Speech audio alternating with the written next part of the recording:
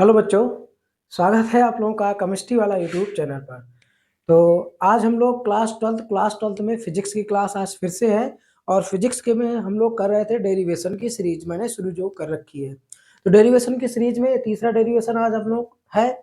और जो तीसरा डेरिवेशन है वो रिलेटेड है आप लोगों का गॉस के नियम से। कूलाम का नियम हम लोग प्रूव करेंगे, कूलाम का फॉर्मूला प्रूव करेंगे। ठीक है, गॉस के नियम की सहायता से। तो ये बात हमको ध्यान रखनी है। तो आज की क्लास मैं जैसा मैंने बता दूं, ये सारे डेरिवेशन आप लोगों के इम्पोर्टेंट हैं। आप सब लोग इनको लिखिए, प्रैक्टिस करिए।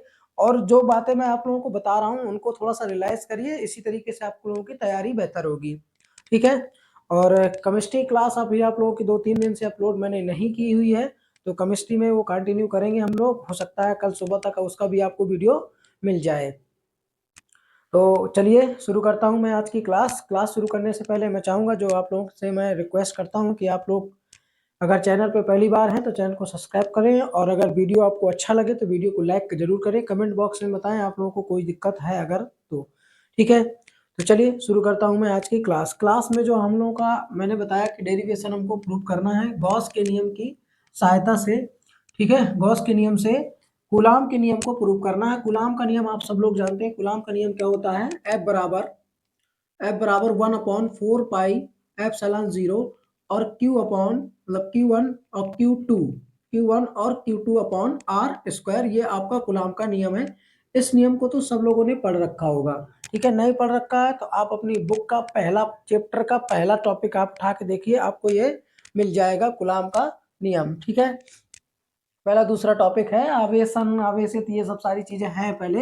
फिर इसके बाद मेन टॉपिक है जो आप लोगों का कूलाम का नियम है। देखिए यहाँ पर मैं आप लोगों को मैं फिर से बताऊंगा कि मैं कोई पीएचडी नहीं करा रहा हूँ, मैं सिर्फ आपको यूपी बोर्ड के एग्जाम की प्रिपरेशन करा रहा हूँ, जो आप लोगों की बेहतर होती जाए प्रिपरेशन। तो प्रिपरेशन आपकी बेहतर हो, इसीलिए मैंने आप लोगों को केवल डेरिवेशन डेरिवेशन करना का सोचा है, कि ताकि आपके जो लॉन्ग क्वेश्चन है पहले हम लोग उसको अटैक करेंगे, फिर इसके बाद हम आगे बढ़ेंगे। तो चलिए शुरू करता हूं मैं इसको। सबसे पहले कूलाम का नियम क्या होता है आपको पता ही है। तो कूलाम का नियम मान चलिए, यहाँ पर हम क्या करेंगे इसको प्रूव करने के लिए, यहाँ Q से स्मॉल r दूरी पर कोई पॉइंट है P। ठीक है, Q से स्मॉल r दूरी पर कोई बिंदु है P स्थित है। इस बिंदु P पर हम लोग पहले निकालेंगे विद्युत क्षेत्र की तीव्रता। उसको निकालने के लिए हम लोग क्या करेंगे, Q को केंद्र मानकर एक गोलीय गॉसियन पृष्ठ की कल्पना करेंगे, जिसकी रेडियस आपकी यही r के बराबर होगी। ठीक है, गोला थोड़ा टेढ़ा है, आप लोग सीधा खिंचाइएगा। ठीक है, तो ये आप लोग क्या हो गया, गोलीय गॉसियन पृष्ठ की मैंने कल्पना कर ली है यहाँ पर, जो बिंदु P से जाता है। तो अब इस पृष्ठ को Q को चारों तरफ से मैंने बंद कर लिया है। तो हम लोग क्या करेंगे कि P बिंदु के चारों तरफ एक अल्प क्षेत्रफल मानेंगे। ठीक है, P बिंदु के चारों तरफ एक अल्प क्षेत्रफल मानेंगे, और उस अल्प क्षेत्रफल से गुजरने वाला वैद्युत फ्लक्स हम लोग पहले निकालेंगे कि अल्प क्षेत्रफल से गुजरने वाला वैद्युत फ्लक्स कितना होगा। फिर हम लोग ये संपूर्ण गोली, तो जैसा कि मैंने इस पर मेंशन किया हुआ है उसी तरीके से वही सारी चीजें मैं यहाँ पर लिखूंगा और लैंग्वेज तैयार हो जाएगी। ठीक है, चित्र को आपको याद करना है, चित्र से आप लोगों को लैंग्वेज बना लेनी है।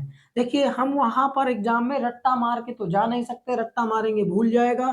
तो कॉन्सेप्ट यही है कि आपको चित्र को याद रखना है, उससे आपको लैंग्वेज बना लेनी है। देखिए सबसे पहले मैंने क्या किया कि माना आवेश Q से स्मॉल r दूरी पर बिंदु P स्थित है। स्मॉल r दूरी पर बिंदु P स्थित है, और बिंदु P पर ही हमको क्या करना है, वैद्युत क्षेत्र की तीव्रता पहले निकालेंगे। वैद्युत क्षेत्र की तीव्रता निकालनी है, जिसके लिए हम क्या करेंगे, एक गोलीय गॉसियन पृष्ठ की कल्पना करेंगे जो बिंदु P से होकर जाएगा। ठीक है, स्मॉल r Q से स्मॉल r दूरी पर कोई बिंदु P स्थित है, और बिंदु P से लिए, ठीक है, बिंदु P पर ही वैद्युत क्षेत्र की तीव्रता निकालने के लिए एक गोलीय गॉसियन पृष्ठ की कल्पना करेंगे जो बिंदु P से होकर जाएगा। पहले हम लोग बिंदु P के चारों ओर अल्प खंड, ठीक है, अल्प क्षेत्रफल, अब यहाँ से इतनी आप लोग लिख लीजिएगा जो मैंने अभी बोली है, इसको बना के अब मैं इसको प्रूव करने जाता हूँ। तो पहले हम लोग क्या करेंगे कि के अल्प बिंदु P के अल्प क्षेत्रफल डी ए से निर्गत वैद्युत फ्लक्स।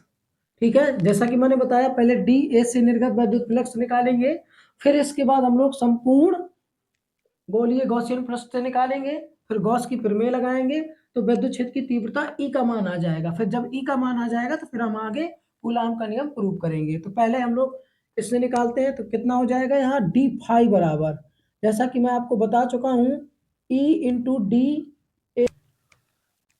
जैसा कि आप लोगों को मैं बता चुका हूँ, डी फाई बराबर E into D A cos theta.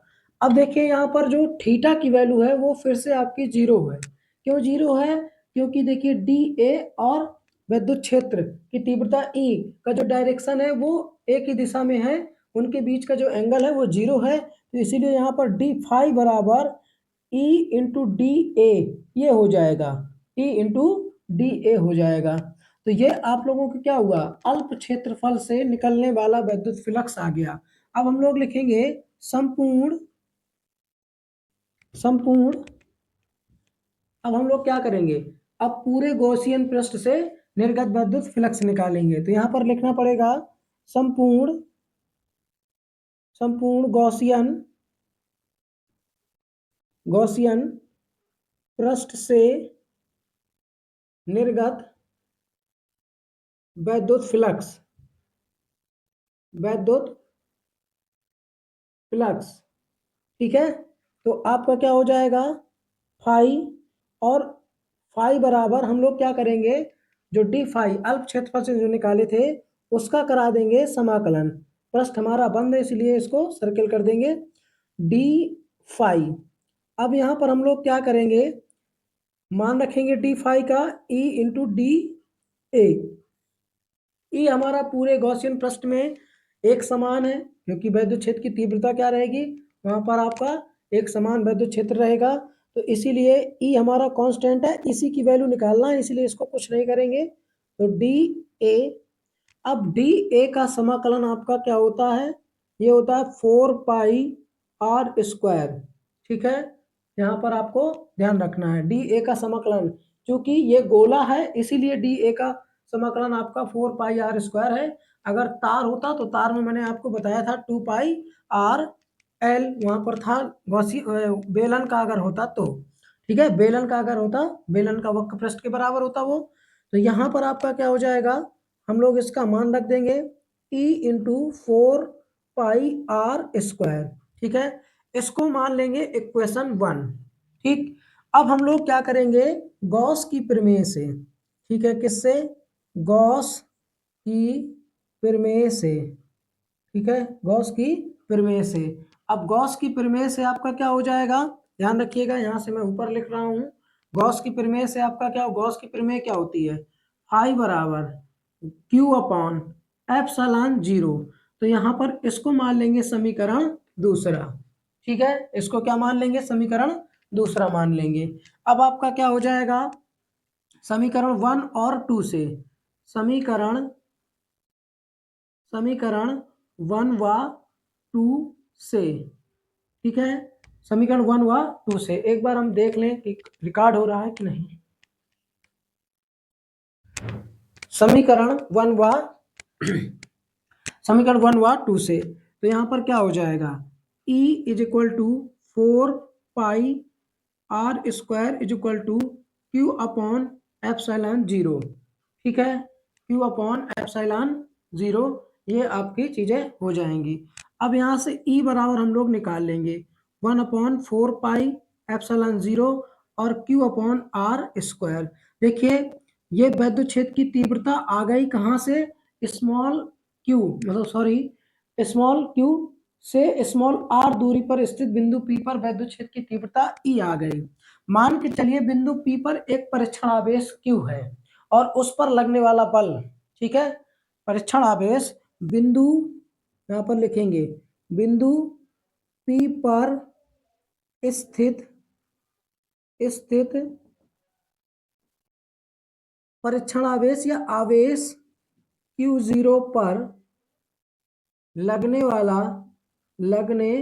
वाला बल। अब देखिए बल कहाँ से आएगा, F बराबर E इंटू क्यू जीरो होता है। ये कहाँ से आया, वैद्युत क्षेत्र की तीव्रता का फॉर्मूला क्या होता है, Q F upon Q zero. ठीक है, वैद्युत क्षेत्र में स्थित इकाई धनावेश पर लगने वाला वैद्युत बल ही वैद्युत क्षेत्र की तीव्रता कहलाता है।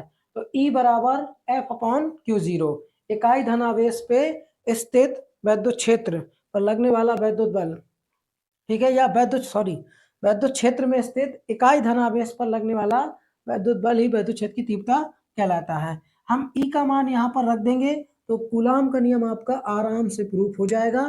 1/4 पाई एप्सिलॉन 0 क्यू और q zero upon r square, यही कूलाम का नियम होता है, जो कि Q1 की जगह Q है, Q2 की जगह Q0 है। ठीक है, ये आपको ध्यान रखना है। तो यही कूलाम का नियम गॉस के नियम की सहायता से प्रूफ हो गया भैया।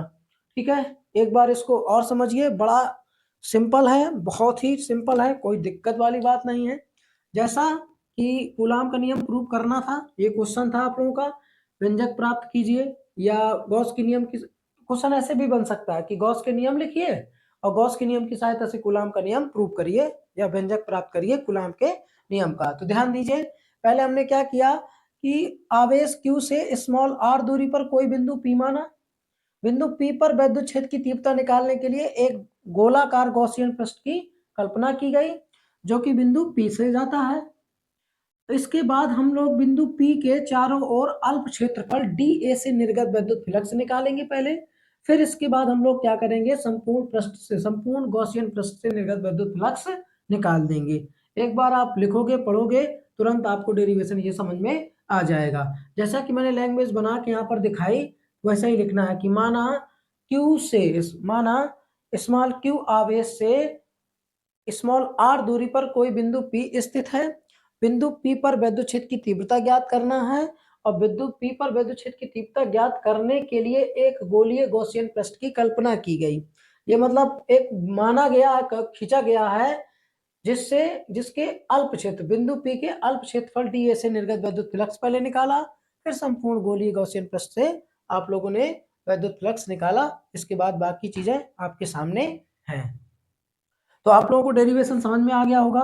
और आज के क्लास में, आज के वीडियो में बस इतना ही। मिलते हैं हम लोग अगले डेरिवेशन के, फिजिक्स के अगले डेरिवेशन पे मिलते हैं। तब तक के लिए आप लोगों का धन्यवाद। और जाते जाते मैं एक बार फिर से आपसे रिक्वेस्ट कर देता हूँ कि अगर आप लोग चैनल पे पहली बार हैं तो चैनल को सब्सक्राइब कर लें, बेल आइकन दबा दें, जिससे आप लोगों को ये डेरिवेशन की सीरीज कंटिन्यू आपको मिल सके। और आप इसको देखिए, अगर आपको अच्छी लगा, वीडियो अच्छा लगे तो इसको लाइक जरूर करिए, और कमेंट में बताइए अगर कोई आपको दिक्कत है तो। बड़ा सिंपल तरीके से मैंने आपको समझाने की कोशिश की हुई है। ठीक है, तो फिर से आप लोगों का लास्ट बार एक बार और धन्यवाद। चलिए मिलते हैं अगले वीडियो पर।